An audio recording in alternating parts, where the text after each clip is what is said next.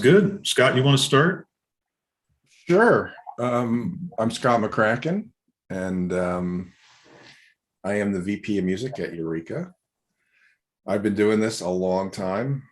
I used to have hair when I started doing this, and the bulk of my career has been spent managing artists in the music space. And what we're doing here at Ureqa is just an extension of that life's mission of mine to protect creators.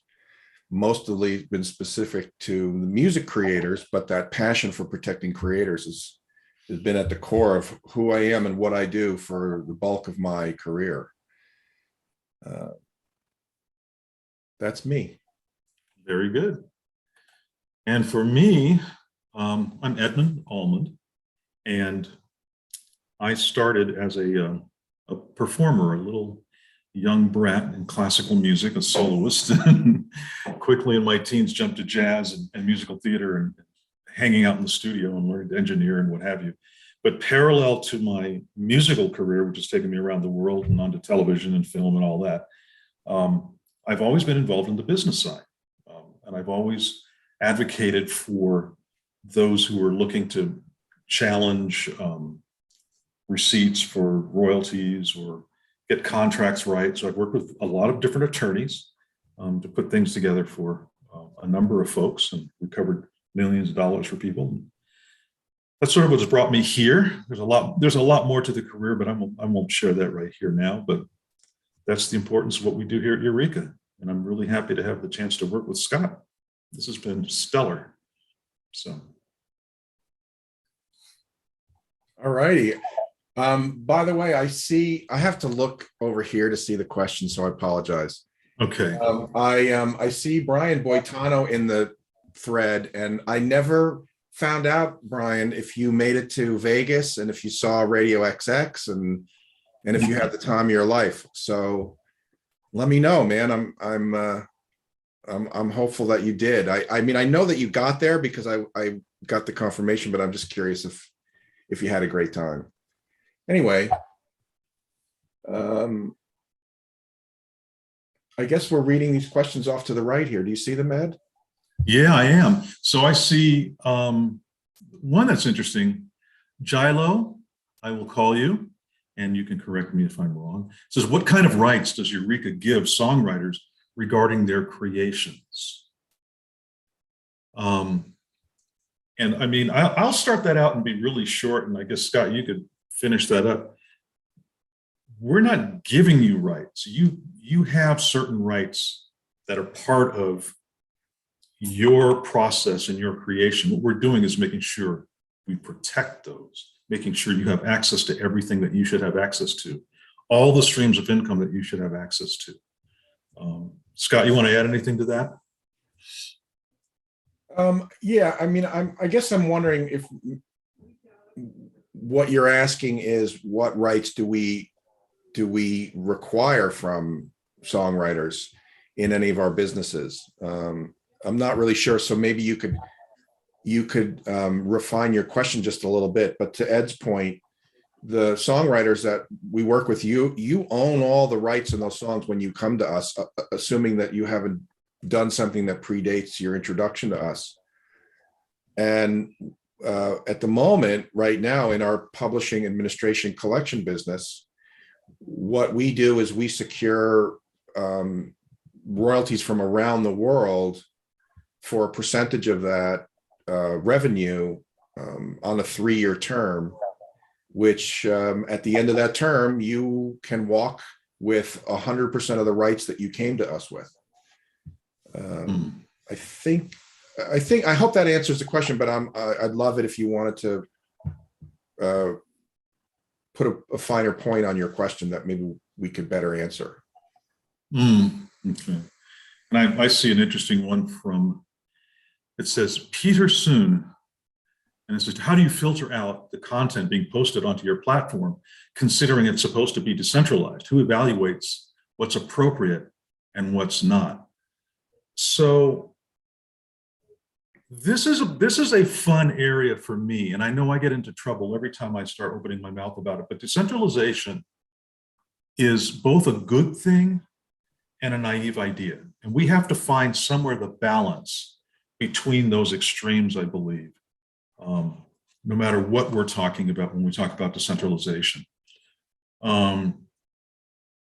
There is a book by a gentleman named Jake Ryan, who's a friend of mine. He runs a crypto fund, an investment fund. And I think that book is a good thing to look at for anybody that wants to bring up that decentralization argument. But as applied to the arts, there are some things that we do want to be careful of. I mean, we don't want to, if we want to allow young people in, how do we protect our youth? How do we protect our children? If we want to allow people to say offensive things or things that are offensive to a large portion of the population, do we allow that or do we protect? So there are arguments for and against, but we do have some automation for that. And we do take a look at things and make some judgments ourselves. And sometimes we've had to go in and speak with the creators and ask them their reasoning and their purpose. So we're open to that. Right now we are compact enough to make those efforts on behalf of anybody creating anything. We do our best.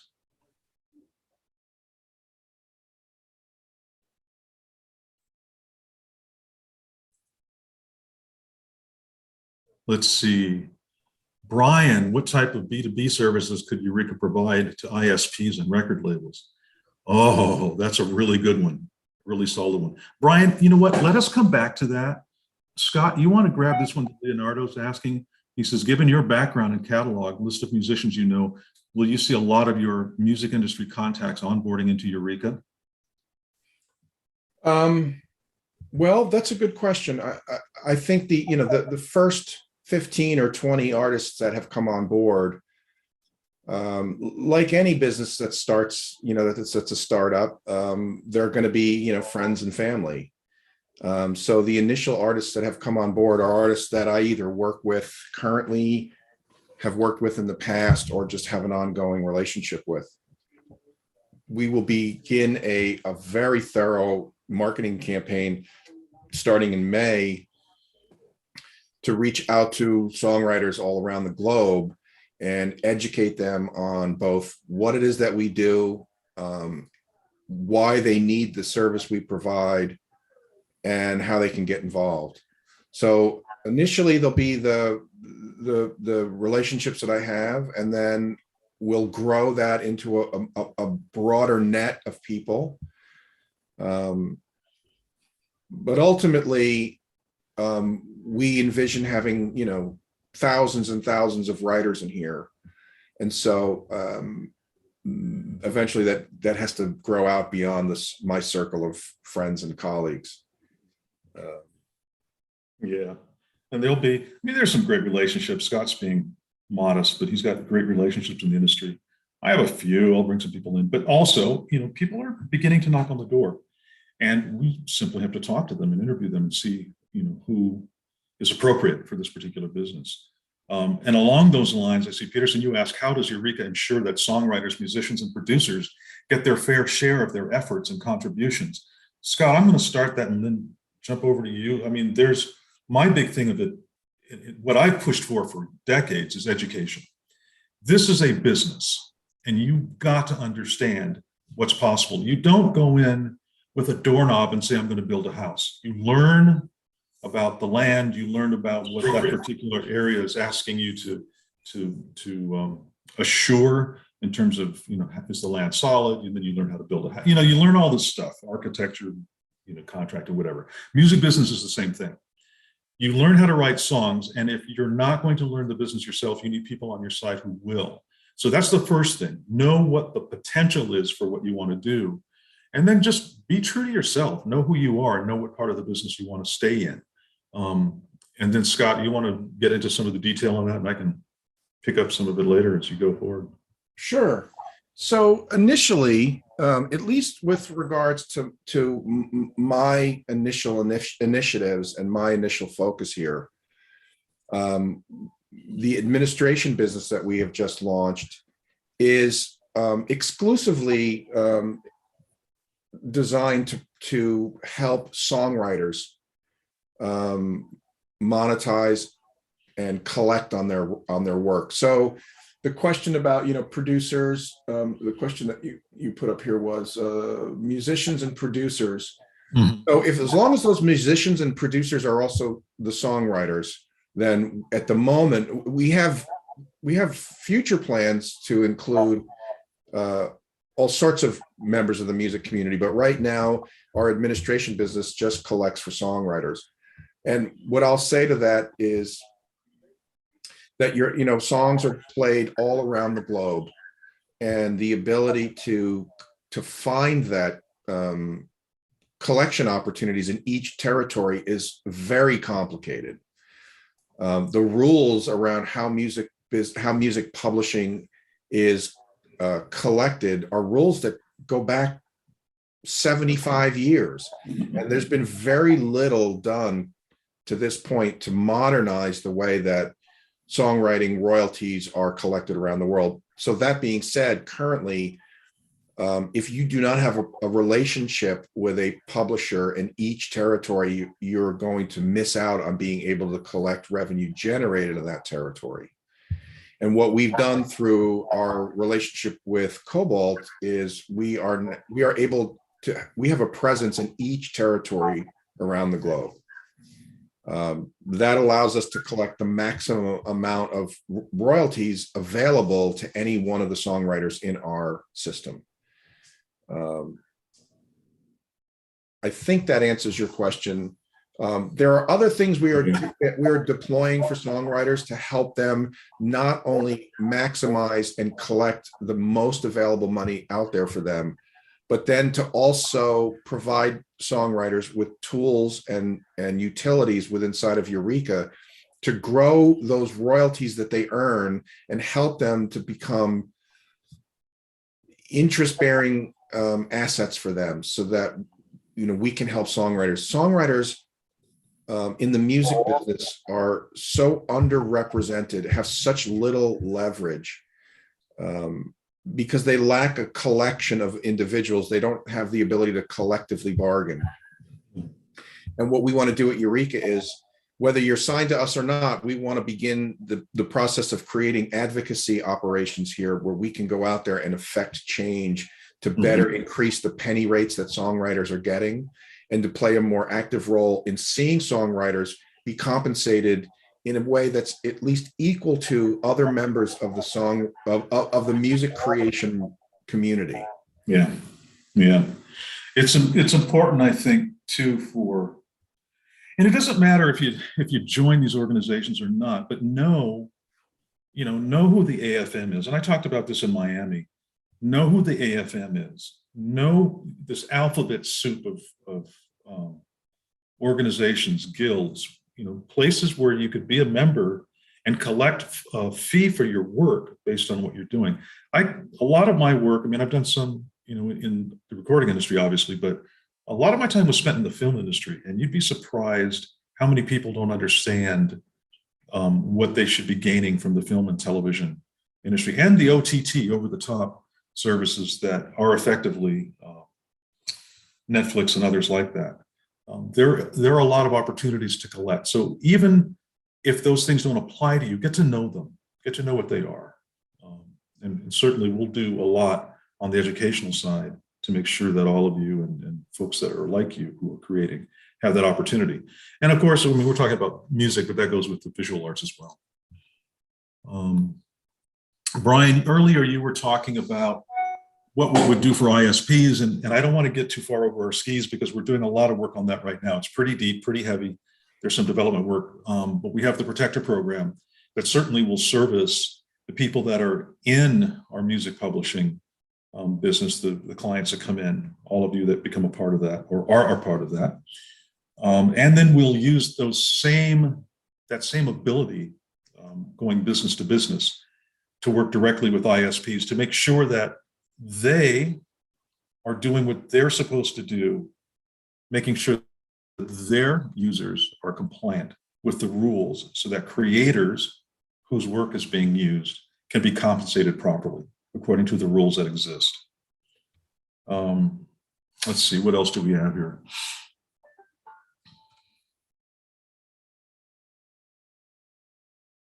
There's a question here about our brand ambassadors. Okay. Um, right now, the two brand ambassadors that I think are, that I know are very closely aligned with us. And this is not by any means an exhaustive list of the brand ambassadors, but at least with regards to the music space, I actually came to the Ureqa world through a client of mine, Bryce Soderberg, who is a member of the band Lifehouse. Bryce is passionate about Ureqa and was excited about meeting the founder, Harsh, and hearing about the vision, and then encouraged me to reach out. And that's how I met Harsh and came to Ureqa. Bryce also a member of our songwriting of our music business administration business, and then an artist named Maggie Zabo, who I've been managing now for 3 years, and Maggie's numbers have grown through the roof in 3 years. She went from a few thousand monthly listeners on Spotify to peaking as high as 600,000 monthlies, 40,000 Shazams in 2 years, 27 million streams in total at this point, all done independently without the help of a record company, which has allowed her to maintain ownership of her masters and to be able to truly control her career. And she is also a brand ambassador for Ureqa. Those are the two that come to mind at the moment. I'm nervous that I'm forgetting somebody. They're going to be a number. Yeah, I'm going to get an angry phone call later. There are a few people, and certainly, I mean, Scott, you're familiar. That's not something that I dig my fingers into a lot. So, I'm not going to know all the names. I know the names as they come across, and I see faces. But that's, Yeah, there's a handful of people right now that have signed on board with our admin business, who I think will become brand ambassadors. We've spent so much time over the last 6 months getting all of the business operational needs sort of built out. There's a lot of moving parts in what we're doing. And so we've taken quite a bit of time to get it right. I'm a big believer in plan to do it right or plan to do it twice. So we're doing it right. Yeah. And I imagine over the next 6 months, we'll be onboarding more brand ambassadors from all areas of the creator community. And in the music side, there's probably 3 people that I imagine they'll be on board in the next few months. Yeah. I see there are a couple of things here that I see. Ferry, how are you? And then let's see. There's another question I wanted to combine with one of Ferry's questions. Well, you know what? I'll just start with Ferry's question. Ferry, you were asking, how do we trust Ureqa? How is it not going to be a rug pull? So I imagine that you, like me, have been involved in a lot of crypto, and I've seen a lot of altcoins come up and down and projects disappear. And you pretty much know. When you're looking at who controls the tokens, what stays inside, what's outside, are they staking or not? You know what's a rug pull and what's not by now. We've all done the study over the past year and a half. We've been around, we have serious product, we have serious discussions, we have partnerships that we wouldn't have if folks who are established in the industry and very serious about what they're doing hadn't vetted all of us first. Vet the company, vet the founders, vet those of us who are working inside this wonderful opportunity. So use that to trust and continue to ask questions. And you should with anything, just keep asking questions and satisfy yourself, and we'll do everything we can to give you the answers that you need. Not what you want to hear, but the proper answers. Let's see.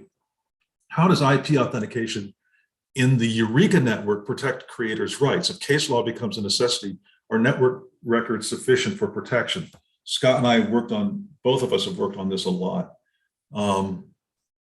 When you're collecting evidence for a case, I mean, there's a lot of esoteric stuff that goes on with different professors of this and professors of that and experts here and there, comparing music that you might dig back to the 14th century and come up till now to try to find patterns within something if somebody's challenging a part of a song or a whole song, whatever. But the bottom line is that you look for the supporting documents that come from that creator. So what we help all of you do is find those and collect those supporting documents that show that you've worked on this particular piece. And we have a method of organizing and methods of doing forensics on those that allow you to then have a package, what we call a package of proof, that you can move forward with confidently, knowing that if somebody were to challenge you, you could hold this up and say, I can prove that I'm the creator of this item. And one of the other things that's great about what we do when you get into the heavy side of our validation process, you wind up not running into a Harrison, my sweet Lord type of situation. We can flag you when you come to us and ask us to validate for you and say, look, this is what we found. We think you should take a look at what you're doing, what you've done, what your process was. So there are a lot of advantages when you're getting ready to get really serious with something and go forward with a good, strong business decision. And we give you the support necessary to get those things done. I hope that answers your question. Scott, what else do you see in there? I think you nailed it. Okay. Yeah, Leah, I see what you said. No need to repeat your questions. So I guess people are throwing extra questions in there. I think I'd like to address this question here. Mhm. Well, I think one, Ed, there's a great question here about potential opportunities existing with government and copyright, Okay. which I think All right. is right in your wheelhouse. Yes. But let me address this question about what is the admin value prop? Because I think that's an important question, and I think it's significant. So without getting into a lot of boring detail, most songwriters are faced with two opportunities to be able to collect their royalties. One is that they do a co-publishing deal with a publisher. And a co-publishing deal, the artist, the songwriter, conveys 50% or more of their copyright ownership to the publishing company. In exchange for that, they get they should be getting typically some kind of an advance against future royalties. They also get a whole laundry list of promises that can't contractually be created, but are promised in the dialogue and the discussions ongoing when you're seeking that deal, where the publishers are going to promise to get your music into film and TV. They're going to promise to get your music in front of other artists that would be candidates to record your songs and have them released and commercially exploited. And the other option to be able to get a collection deal in place, and through that co-pub deal, you get administration rights in there. And the other is to sign with an administration company. And administration companies do just that. They just administer copyright publishing there. They collect that revenue. They disperse that revenue when it comes in according to their agreements. And that's the extent of that relationship. What we're building here is something that's a bit of a hybrid. So we do not ask, and we do not seek in our admin deals any equity in the ownership of the copyrights. We are collecting for a fee only. But on top of that, we are providing services that you would typically have to sign a co-publishing agreement to get.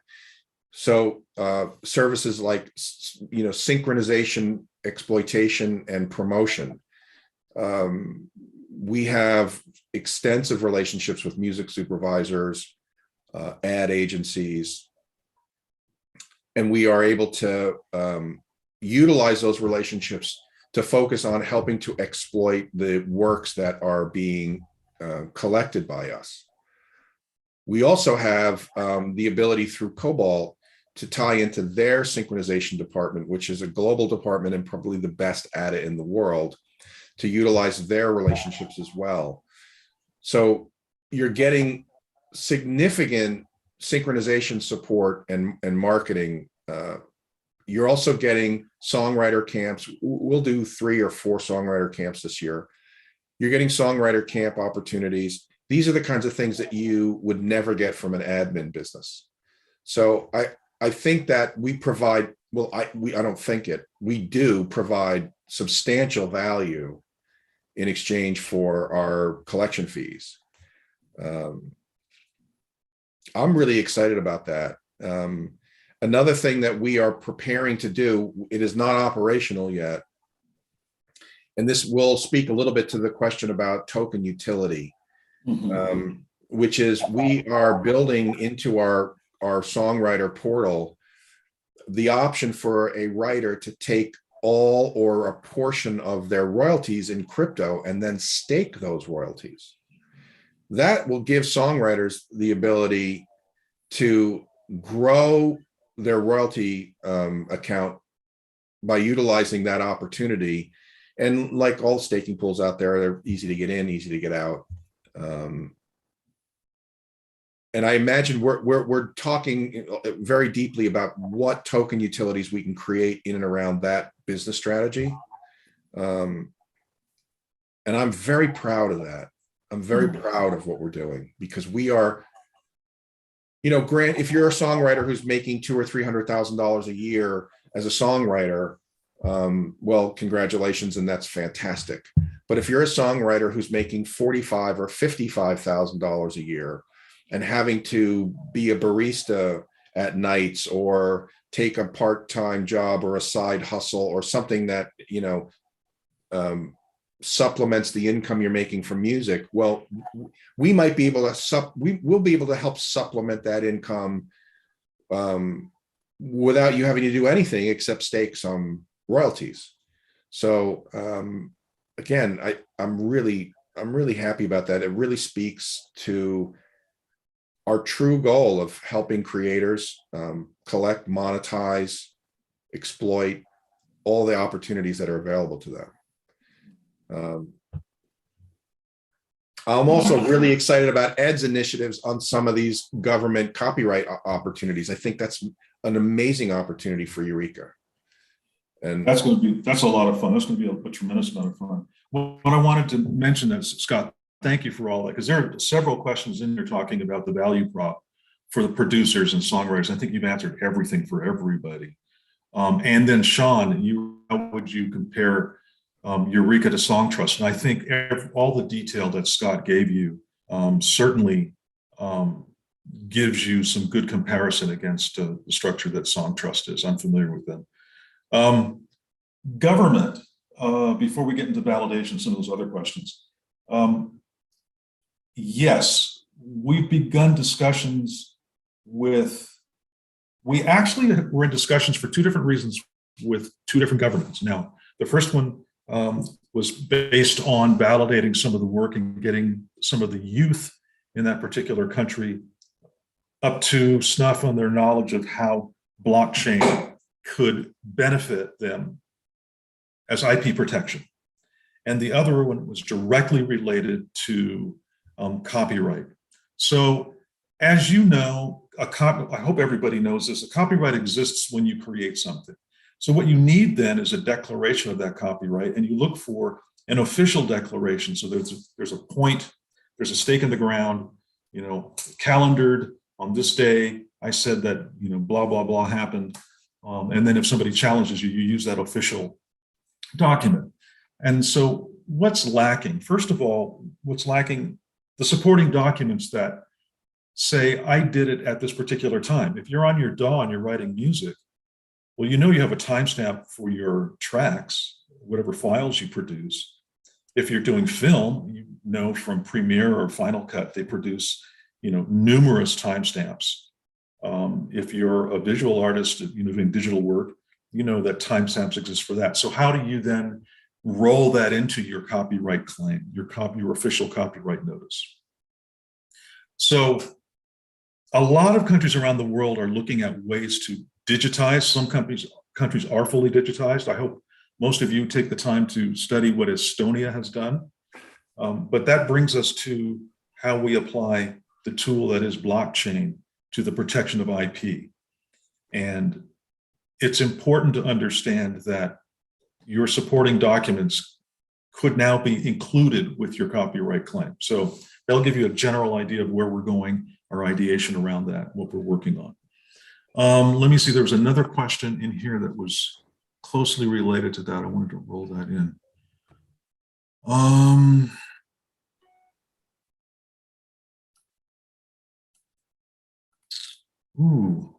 Vito, I see a couple of interesting things from you. I want to highlight one point on the Song Trust question. Sure, go ahead. Song Trust is an excellent organization. They do an amazing job at collecting. I think two very important differences between what we're building and what exists at Song Trust is, one, all the services that we are going to be providing that you wouldn't get at Song Trust: synchronization, promotion, song placement services, and stuff of that nature. The other thing is that I've had many artists that utilize Song Trust in the past, and they're great, but you'll never speak to anybody there. It is a chat-based customer service strategy, and I have personally experienced times where I have had a chat window open for the better part of a day waiting for someone to come into that chat and answer questions that I had. Our goal is to put account reps in place so that, for every 500 writers, we have an account rep, so that we're able to respond to and support our writers through a curated relationship with someone within our organization.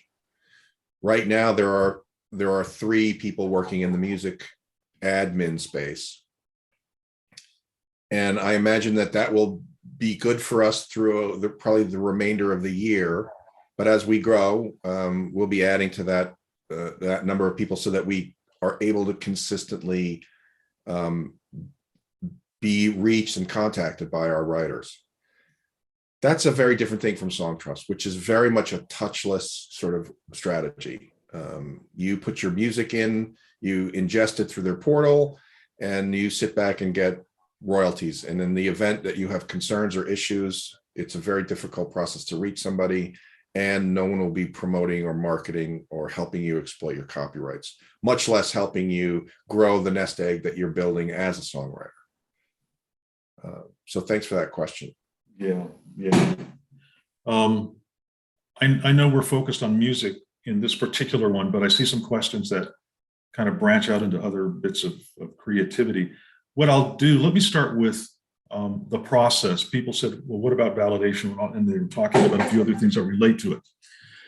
When you come to the Ureqa platform, you have the opportunity to stake a claim, as I mentioned before, basic declaration of your copyright. So that's the first product. That's the first item that you can take advantage of. If you go to the next level, to what we call creative rights registration, you can then begin to add what you feel would be important to you as a suite of supporting documents.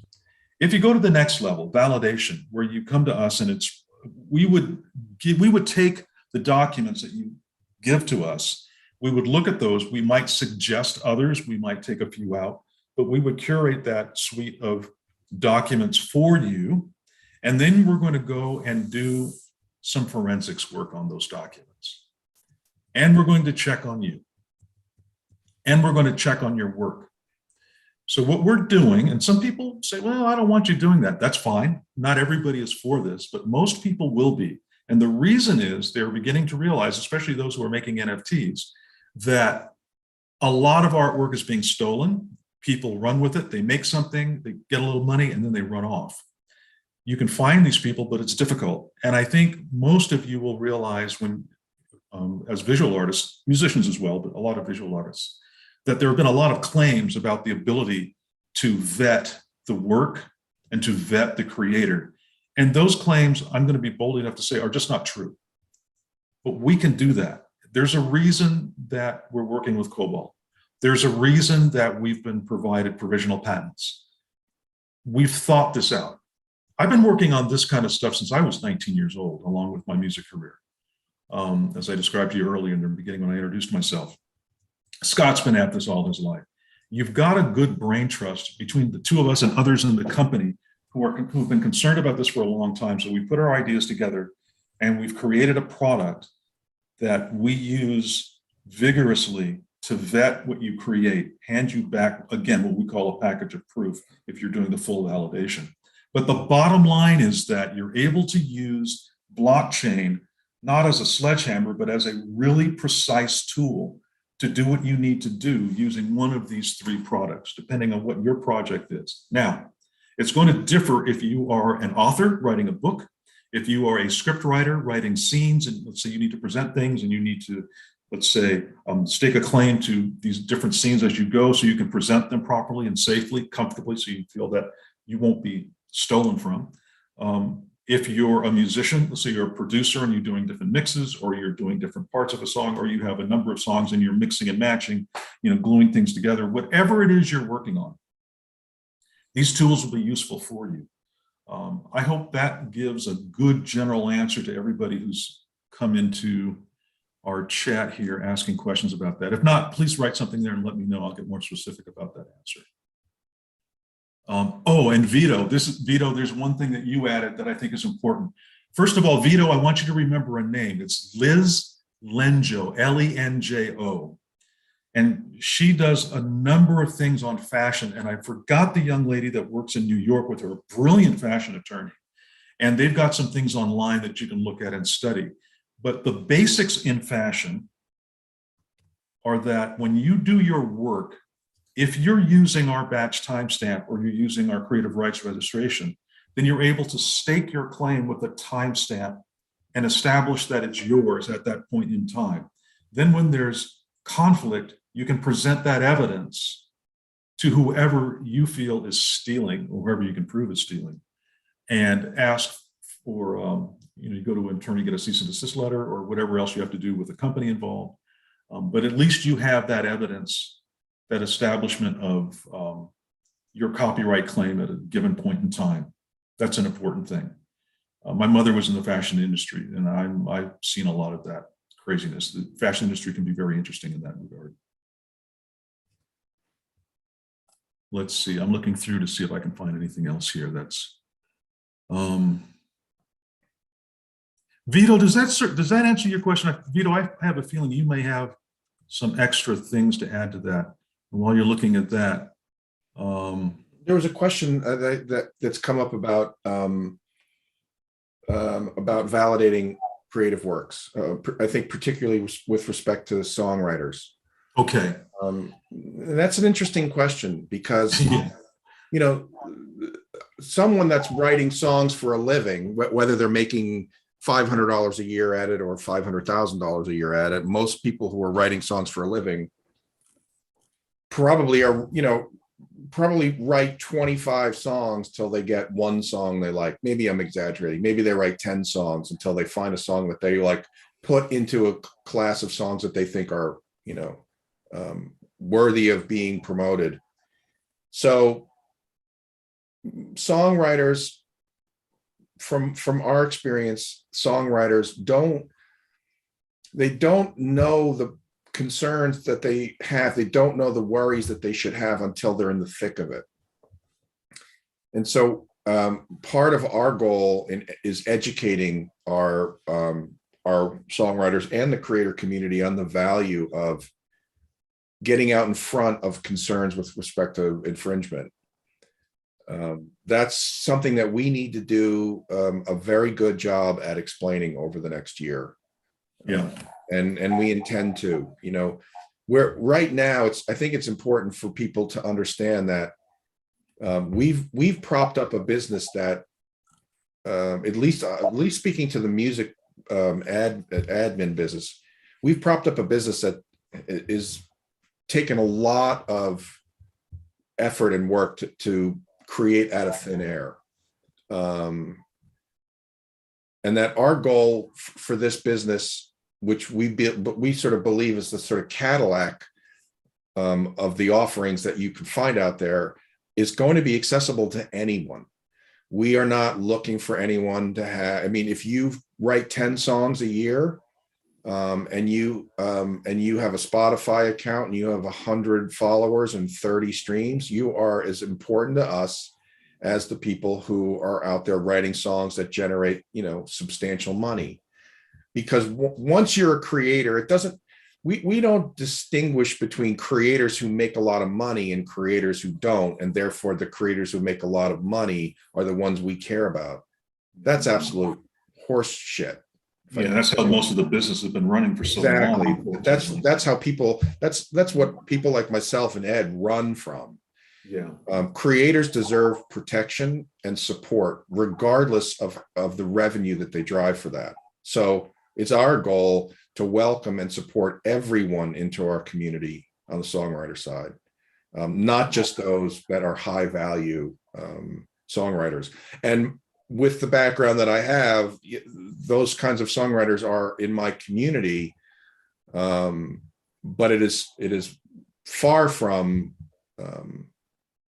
it's far from truth to suggest that, or to think that we will care differently about those songwriters, because what we're building is bigger than that. We're building a community. We're building a community where songwriters that have all sorts of backgrounds can come together and know that they are in an environment where they are taken care of, protected, that they're valued, and that they have support. In fact, I have really hopeful dreams that part of the process of coming into our world is that you can meet songwriters who are 10 or 20 years out in front of you as a new songwriter, that can mentor you, that can help you, that can provide you with guidance and friendship and thoughts on what steps you should make. And that's something that you can't bargain for or contract. It's just Right. It has to start from the top. And so the top of our music space is run by people who truly love and care about artists and want to see the best results for them.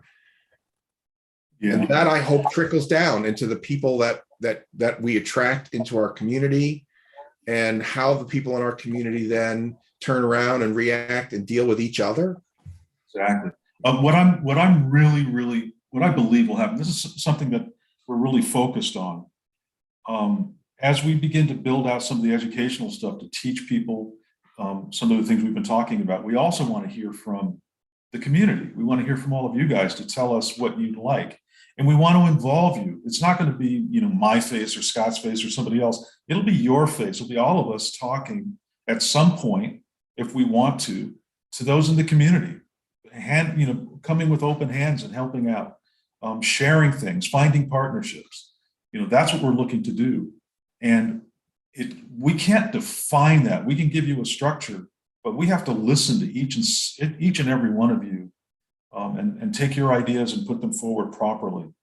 That I'm really, really excited about, because we can break that out into not just the music community, but into other communities. Let's see who comes aboard. Maybe there are people that are writing novels. Maybe there are folks that are doing children's books. Maybe there are illustrators that say, hey, we're doing this and we want to learn more, but we also want to work with the folks that are doing children's books. We don't know. That's going to be up to you, all of you in the community and those who you bring along. So I'm excited about the possibilities. Somewhere in here, and I apologize because these questions are coming past. Yeah, they're coming quickly. They're coming past me fast, and it's I'm trying to make sure that I address them. There's a question that I saw about our thoughts about Metaverse. Mm-hmm. And let me tell you, we are, we're really excited about the opportunities that this is presenting for music, at least with respect to music. And I don't think a day goes by in my world where there's not at least an hour of time on my calendar scheduled dedicated to talking about music in the metaverse. Mm-hmm. There's a lot of really interesting things happening in this area.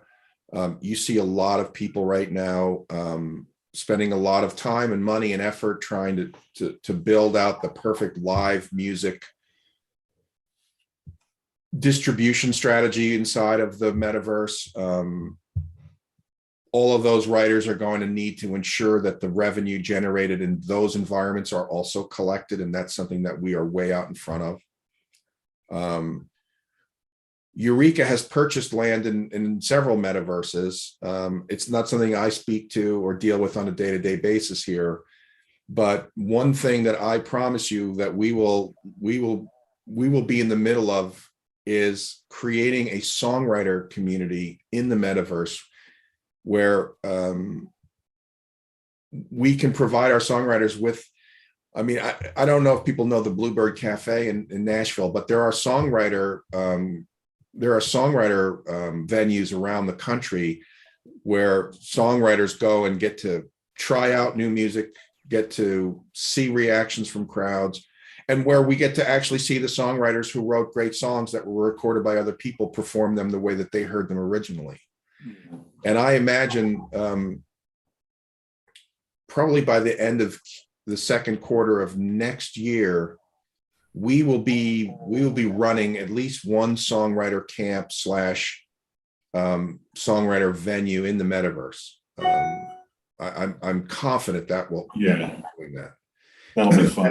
And I think that is going to also provide us some great token utility opportunities.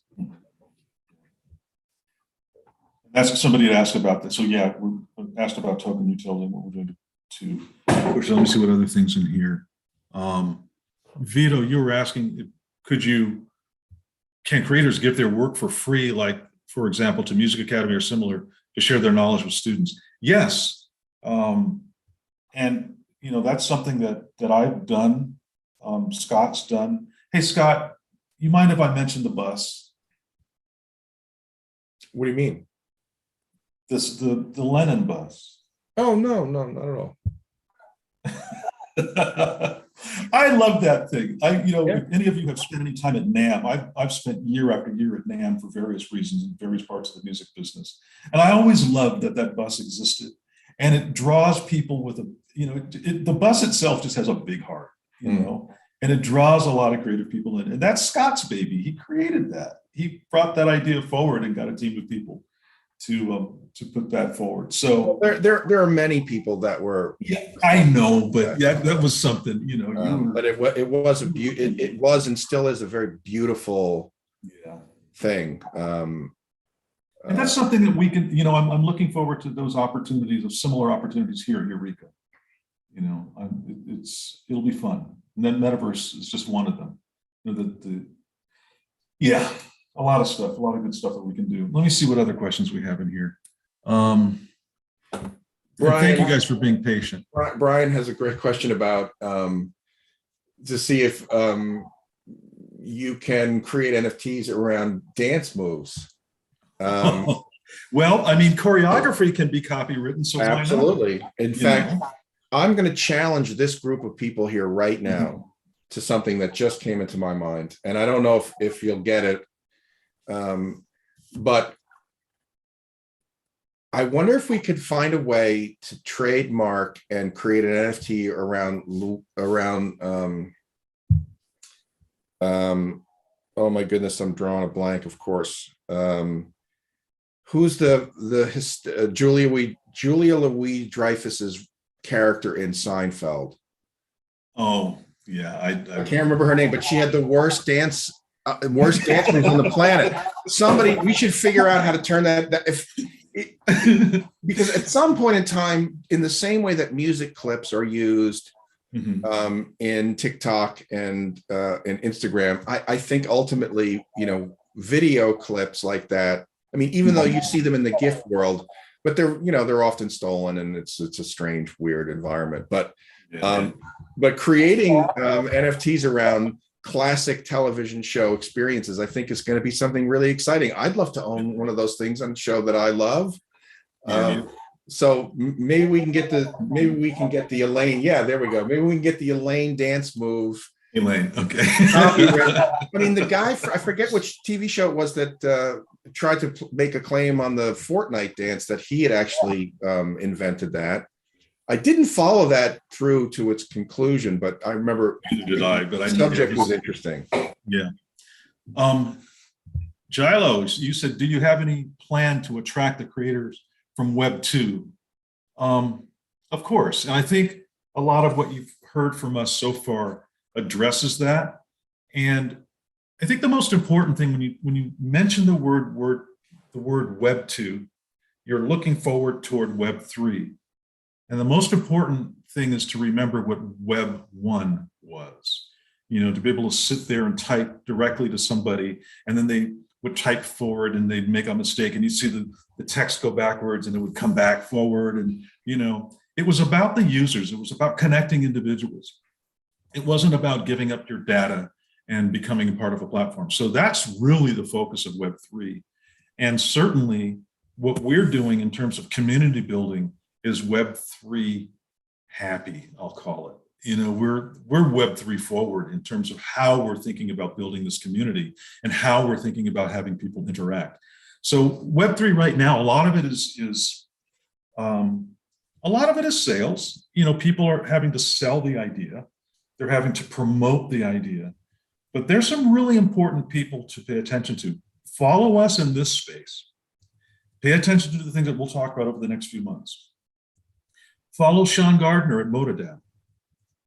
Follow Jason Brink. You know, pay attention to what's going on in the gaming and the music world, because I think that's where we're going to see the most advancement over the next 6 to 10 months in Web3. But yes, you've heard a lot of what we're doing to attract people from what we're calling Web 2 to what will potentially be Web 3. So let's see. What else is in here? It's also nice to see people in that space starting to actually create royalty payout schedules. Right. Because, you know, there's been so much willingness to give that stuff away because publishers, well, I'm not going to indict publishers in this discussion, but it's nice to see that those companies like TikTok are starting to develop a legitimate royalty payout strategy. Yeah. Yeah. You know, I want to mention something else too. Fogel was asking about the bones of the validation platform. And one of the things that I wanted to mention, there's Fogel and there's Leonardo, and there are a number of other names I see here. It's the community. It's the community of people that are absolutely passionate as I am, as passionate as Carrie is, as passionate as Scott is, as all of us are, about making sure that those who create, those who capture those bits of our culture, no matter where we are in the world, and try to preserve it for us to enjoy and for others after us to enjoy and learn from, to make sure that those individuals are protected and served well in their careers of creating. The community that exists, the validators that work with us are very important. They are key. The validators get paid tokens, which tells you a couple of things. Number one, they are, like I said, passionate about protecting these creators, but they're also very passionate about Ureqa and the mission that we're on. Mm-hmm. And they're willing to come in and take the time to do these bits of forensics work and report back so that we can build this package of proof that I described earlier, that we can hand to a creator and say, you're good to go now. You know, you've got Ureqa behind you. That community of validators is that most important, what would I call the seminal community, that seed, that very beginning of community for Ureqa. A group of really amazing people, Monica and Rod, and let me see, Michael, and I'm trying to think of all the other names that I see on the list, but we have a lot of really, really good individuals that are validators.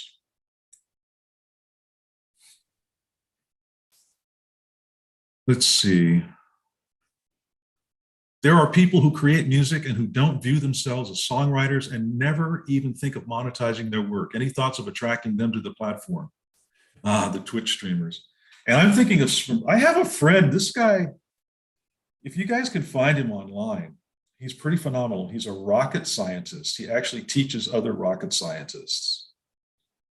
His name's Alfred Johnson, and he wrote with what's her name that wrote Chuck E's in Love from years ago? Scott. I can see her face. I can't think of her name. I haven't thought of that song in so long. But Alfred is one of those guys that writes these brilliant songs, and he just does not care to publish. He'll put a piano on the boardwalk in Venice and go out and play, and people are just awestruck. And he's like, I'm done. He'll make an album and he'll just pay for it and give it away. There are many people who just like the joy of making music or making art, whatever it is, whatever artistic endeavor, and sharing it with people. And they have other careers.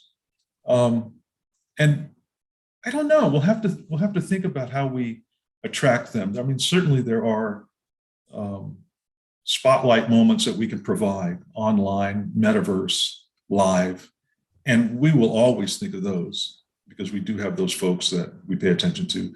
And then, interestingly, Scott, we're not talking about Twitch streamers. I love Twitch, but I'm always watching chess on Twitch. But we've got folks that are certainly YouTube and other platforms who, do it for the fun of it, but they're suddenly realizing, hey, I've got pizza money that's sitting on the table that I should really be collecting. So we'll do all we can for all of these people, and we are doing all we can. We're in the process. In and amongst our very first signings is a group that of individuals that I met through one connection or relationship or another, and they are it's kind of exactly what you're asking here. They are gamers who have created music as a collateral piece or a marketing piece, or just just out of joy and fun. They have over 1.4 billion YouTube views and somewhere in the neighborhood of close to 600 million Spotify streams, and have never had a desire to be successful in music. They did this as gamers. And in the initial conversations I had with them, they thought that the YouTube ad money they were getting for all those views was their publishing money. So we see a huge audience out there of people who are not necessarily trying to become the songwriter in a traditional sense, but who create musical copyrights that generate money that need to be collected, and it's as important to us as any other creator in the space. So we're already wrapping our arms around that, and and we're really excited about it. And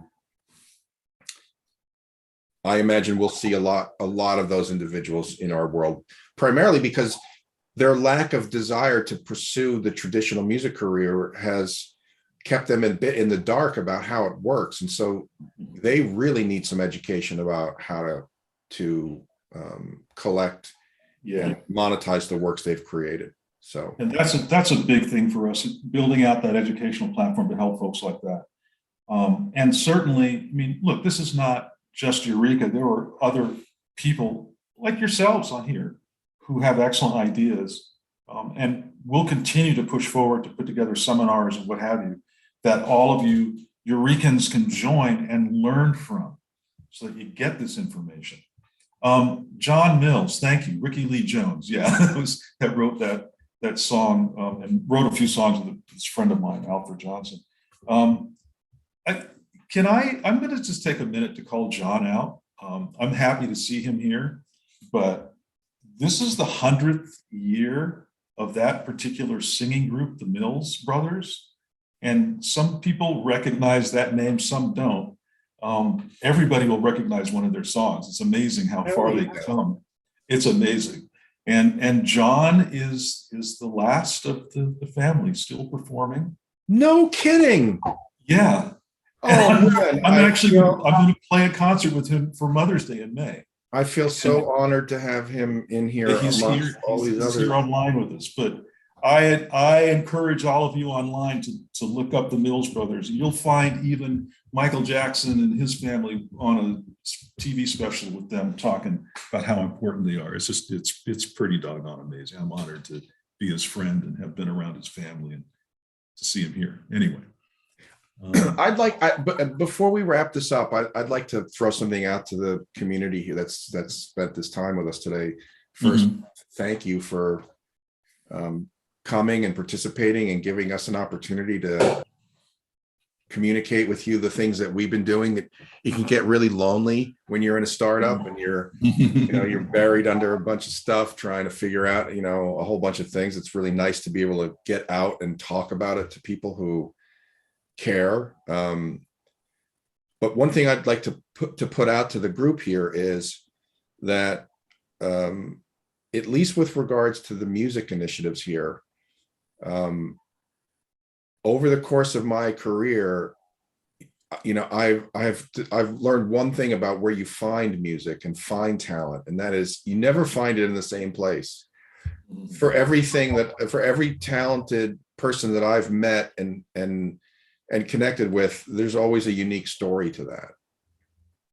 So as we grow, one thing that our community can do in helping us is to email me when you see an artist that you think's amazing. I don't care if they have 5 YouTube views or 5 million YouTube views. If you see something that you think is compelling, that speaks to you, that you enjoyed, that you thought was worth consideration, share it with us, because we'll go find them and we'll find out if they need the support that we provide. And it'll be a wonderful thing to see an email you send to us turn into a relationship with someone else who can now collect money they didn't even think was available to them, all because one of the members of our community saw something that they thought was compelling and they passed it along. And we will follow up on every one of those.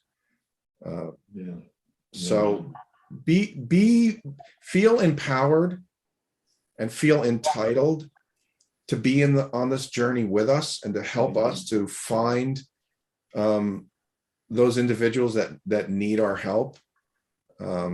You'll be doing them a huge service by connecting them with people who care and who are out to maximize their efforts. You'll help yourself by feeling good about making that kind of a connection. And all of us that have an economic interest in the growth and the future of Ureqa can benefit from those relationships in ways that we can't even think about right now. Sure. So please reach out, share everything you share will get listened to and thought about and considered, and in the case where it's relevant, followed up on. And if you're, we're focused on music mostly here, but no matter what you're creating, take these ideas that we've talked about and apply them to what you're doing. And like Scott said, write the emails. Don't feel shy about writing an email. If you write one to me, for example, I may not get to it right away that day, but I'll answer you. Somebody from the company will always talk to you. Don't hesitate. This is about all of us together, period. Amen. I mean, I'll answer every email you send me until you become cuckoo or something. And and I'm guilty of becoming cuckoo many times. So anyway, I think that we should probably bring this to a close. It's sure. Yeah, we're right about that time. If you enjoyed this and you want to see this again, let us know. We're happy to do this as often as our friends and our community members want to see it. Just reach out. Yeah. Thank you.